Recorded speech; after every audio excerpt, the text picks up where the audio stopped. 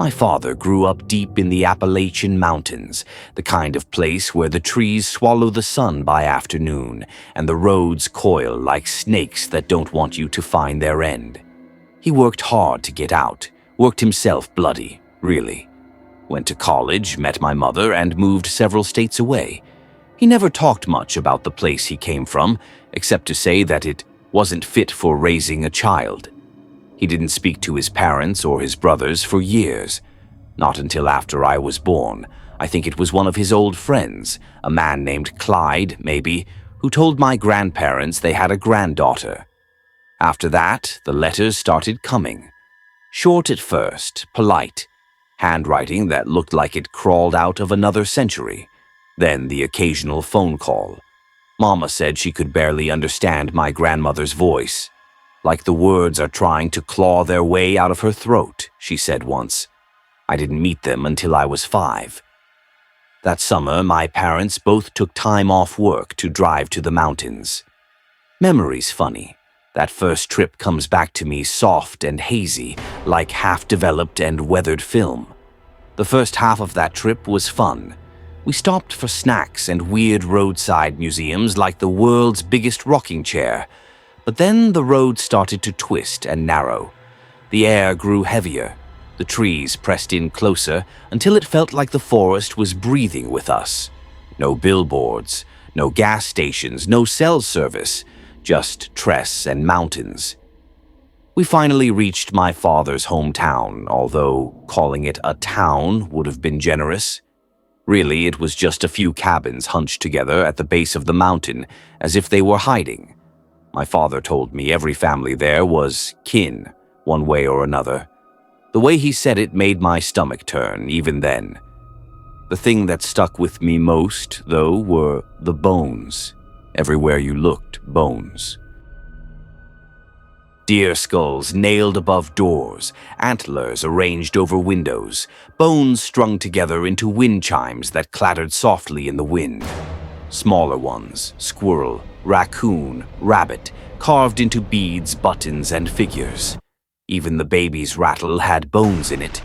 There was one boy wearing a necklace of teeth. I reached for it, and my father snapped, not just scolding, but scared. "Don't touch that," he hissed. Later that afternoon, I heard him arguing with my grandparents outside. Their voices drifted through the warm air towards me. His voice cracked when he said, "I left so she wouldn't be part of this." I didn't understand what "this" meant, but I remember the sound of it, the way it carried like a warning. We didn't stay long. Mama said we were supposed to sleep at my grandparents' for a few nights, but right before dinner she bundled me into the car, trembling. We waited there while my father stayed behind. When he came out, his hands were shaking and his eyes were red and bloodshot. He didn't say a word on the drive home. I didn't see them again until I was 10. My father got a call from his brother. Their grandfather, my great-grandfather, had died. My father said he was going home for the funeral. I begged him to take me with him. I think I wanted to understand. To see where I came from, maybe. Mama looked at him like she already knew it was a mistake, but she didn't stop me. The road looked the same, but heavier this time, like the mountain remembered me. The funeral was held in a clearing behind my grandparents' cabin.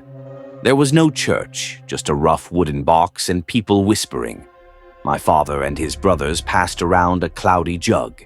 The smell of it burned my nose sharp and sour, but beneath it I caught something else, something metallic and sweet.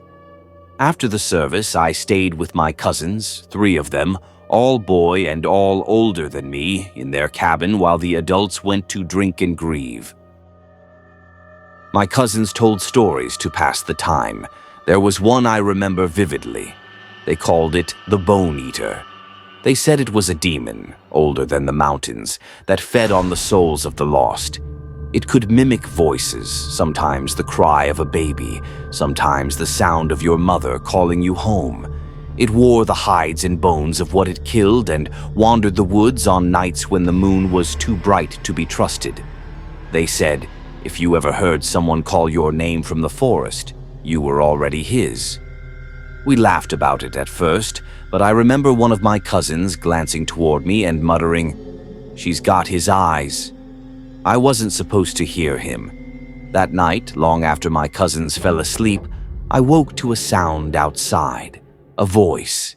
It said my name. Softly at first, then again. Closer. "Come out now, sweetheart."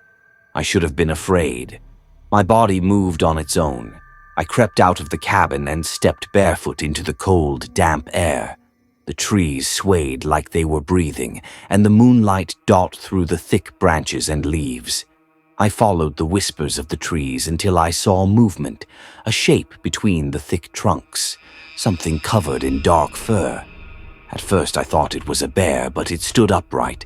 The fur was wet and dark, matted to a body that didn't look right, too long, too sharp. There was an achingly familiar, coppery, sickly sweet and rotting smell in the air. The figure was illuminated by a stream of moonlight, and I saw what appeared to be a man. His body draped in raw bear hide and slick with blood. Strings of bones and teeth hung from his neck and wrists. His face was smeared red, and his mouth was stained black around two sharp teeth. The blood wasn't his. He turned his head slowly, sniffing the air, and then drifted away into the trees. Something inside me wanted to follow him into the night. There was a trail, a dark, glistening trail that reflected the moonlight, leading back the direction he had come. I followed it down to another cabin. The door was open, the silence surrounding suffocating. I remember stepping over the threshold and seeing red footprints on the floor. Then I saw the bodies. A woman, 3 children, an old man. The woman's throat was gone, her head attached by meager strips of flesh and muscle, and face frozen in wide-eyed terror. The children were torn apart like rag dolls, horribly broken little dolls. The old man's face looked peaceful, but his stomach was ripped open. His organs spilled out into his lap. The thick smell made my eyes water. That's when I felt it.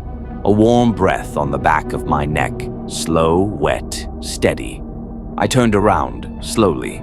I came face to face with the dead old man I had just been looking at, only this version was wrong. Unsettling in a way that trigged the instincts bred into humanity since the beginning of time. It was the man in the bear fur standing inches from me, his eyes cloudy and gray like dead fish. I could see myself in the reflection of his unblinking gaze. He tilted his head, studying me, and then smiled, a slow, wet stretch of lips.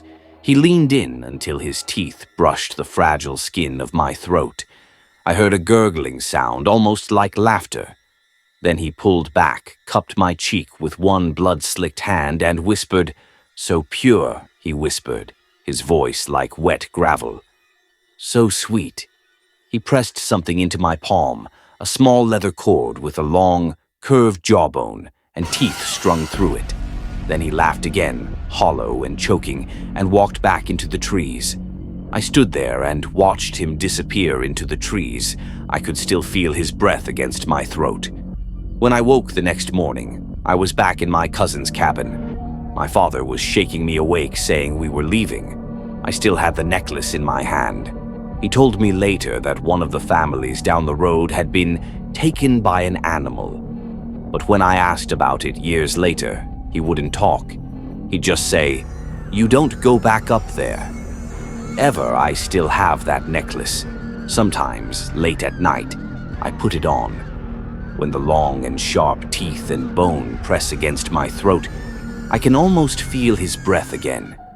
And when the wind picks up at night, I swear I can hear his voice in the trees, calling my name.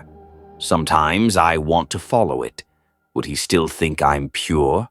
The box of distinctly human ribs and teeth hidden beneath the floorboards would say otherwise. I can't help my appetite. It's in my blood.